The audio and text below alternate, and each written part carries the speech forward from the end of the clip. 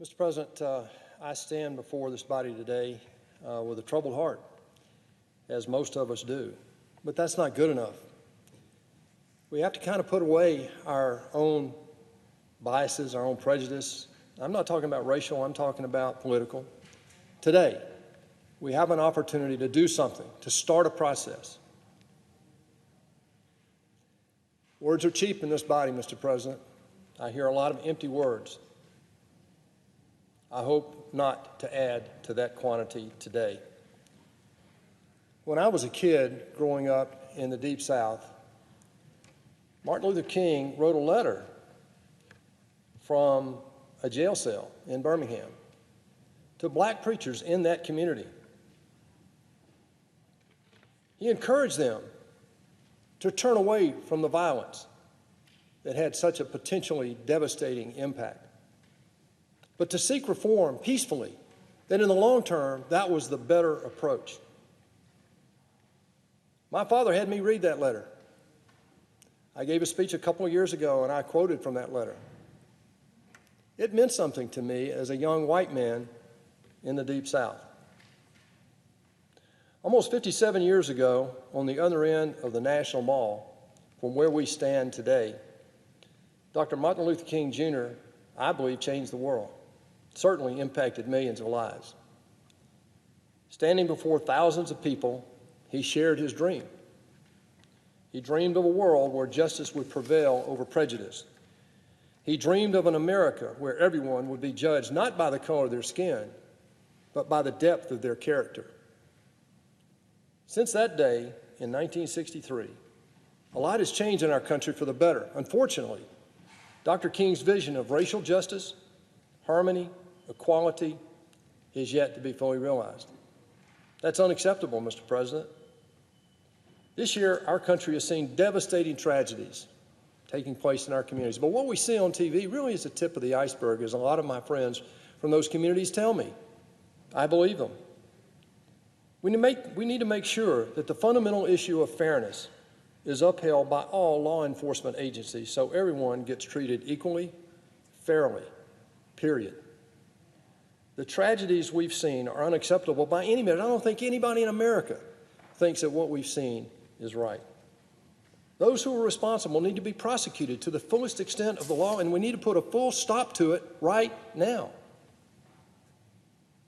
But, Mr. President, that fight starts today, I believe, here in the United States Senate. Like so many Americans, my wife Bonnie and I have spent a lot of time reflecting and praying for our country and our friends and our fellow Americans in the last many weeks. It's clear to us that we have more work to do to make justice for all become a reality for every American.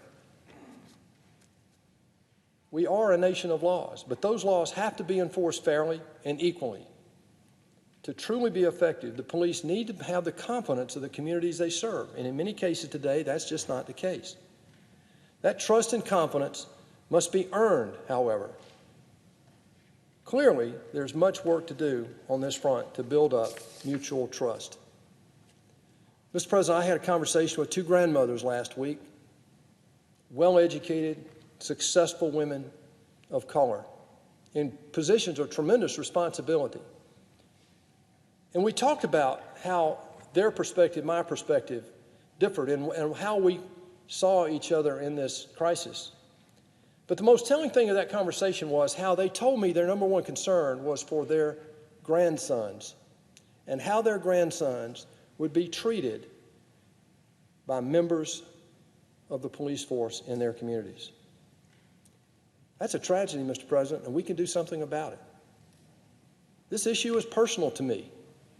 Growing up in Middle Georgia in the 1960s, I've seen the devastation of racism, discrimination, a lack of equality, prejudice.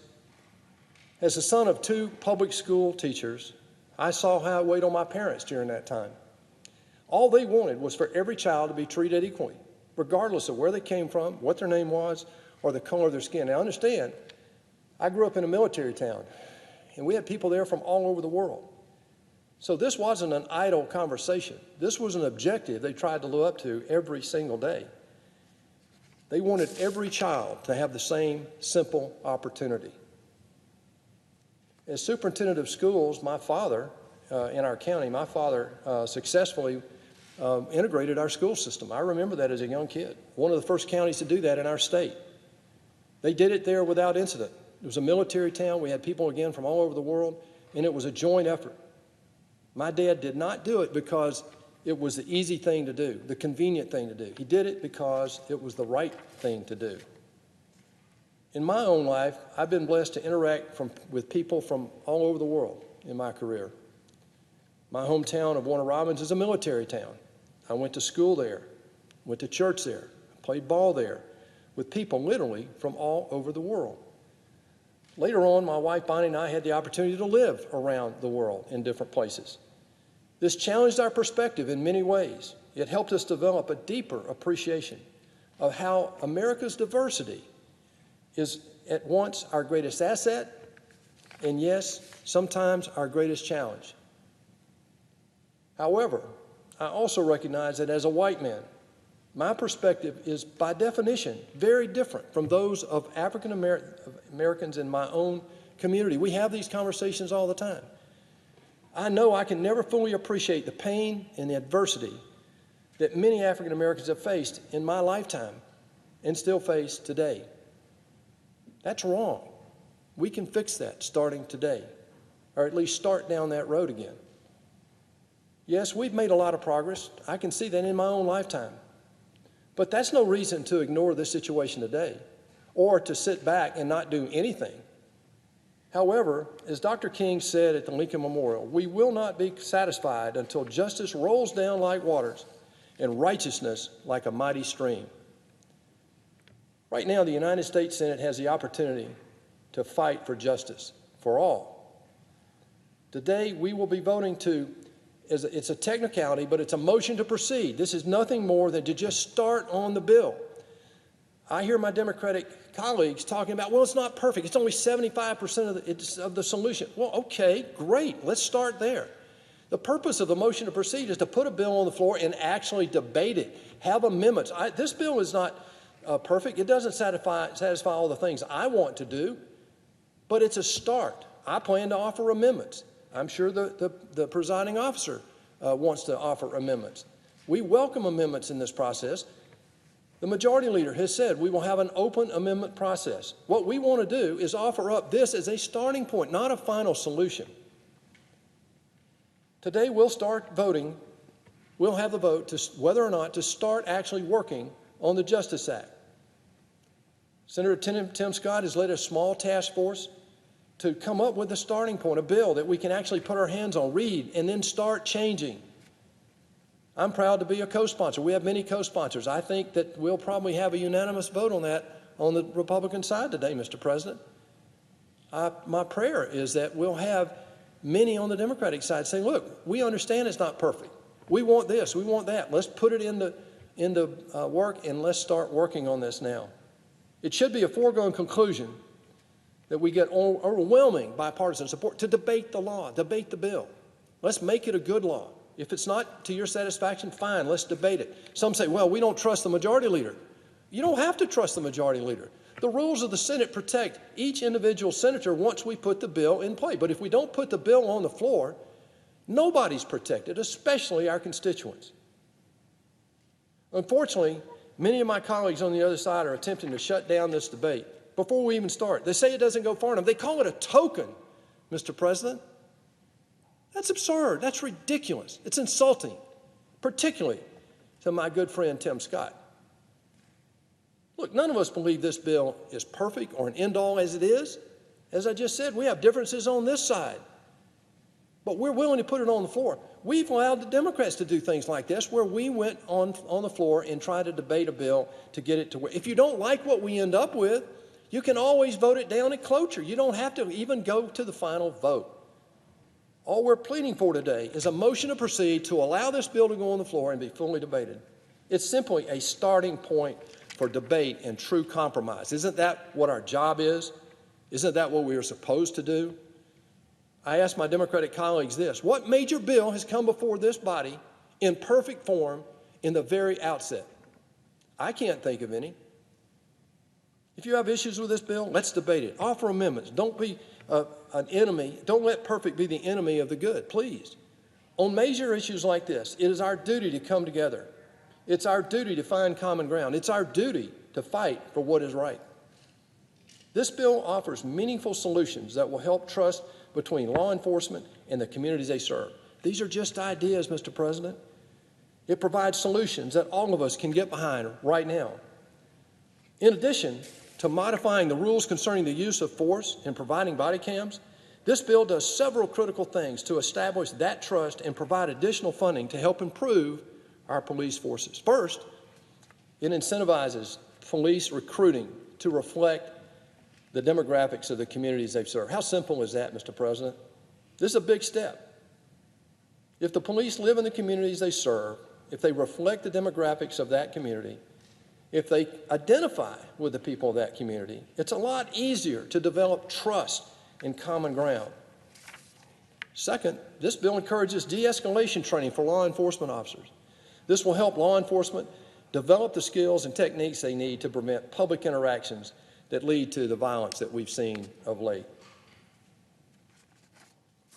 Third, this bill creates a database that helps our communities root out those who do not serve the public, even though they're enforcing the law. The bottom line is that this bill increases funding for law enforcement. It doesn't defund law enforcement or eliminate the police force, Mr. President. These solutions that we're offering up as a starting point today are meaningful. They will restore the confidence of our communities and hold accountable police officers who abuse their positions or who are poorly trained. Most of us who truly want change also understand that eliminating police forces is not the answer, as some suggest. Our police forces are to serve and protect our communities, all of our communities, and there needs to be change before they can be successful in that. We've proven in the past that we can come together to fight for what is right. We did it providing permanent funding for our HBCUs, our historically black colleges and universities. We did it when we created opportunity zones in hundreds of communities of color around the country, many of them economically challenged. And in 2018, when we passed the bipartisan criminal justice reform bill, the biggest one in the last 50 years, that was true progress, Mr. President. We did it. We can do it again today. But first, we have to put this bill on the floor. We have to start the debate. We have to pass this motion to proceed, or guess what? No debate will happen. They'll talk to their base, Republicans will talk to our base, and nothing will happen. And a pox on all of us if we let that happen.